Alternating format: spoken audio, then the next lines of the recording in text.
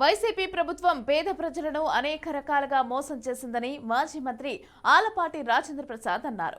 ఆయన తలపెట్టిన ప్రజాయాత్రలో భాగంగా గుంటూరు జిల్లా కొల్లిపర మండలం పరిధిలోని కొత్తూరు లంక, అలాగే అన్నవరం లంక, అన్నవరం గౌడ గ్రామాల్లో స్థానిక నాయకులతో కలిసి పర్యటించారు. గ్రామాల్లో ప్రజలు ఎదుర్కొంటున్న సమస్యలను అడిగి తెలుసుకున్నారు. సీఎం జగన్ అవినీతి, అబద్ధపు మాటలతో, మోసపూరిత వాగ్దానాలతో ప్రజలను వంచన చేసి అధికారంలోకి వచ్చారని రాజేంద్ర ప్రసాద్ ఆరోపించారు.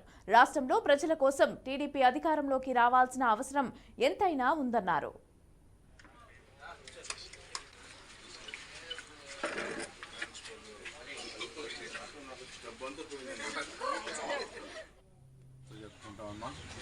కనీస అవసరాలను కూడా గుర్తించినటువంటి పాలక ప్రభుత్వం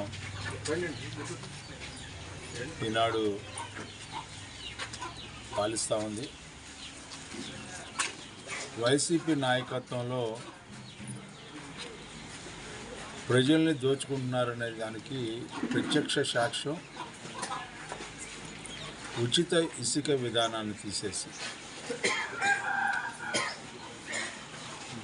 సామాన్యుడు మీద భారం పడేలాగా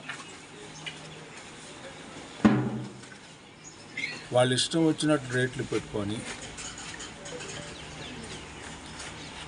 ఈ రోజున సామాన్యుడు అందుకోలేనంత భారం ఇసుక విధానం ద్వారా పడింది అనేదానికి ఈరోజు ప్రత్యక్ష సాక్ష్యం.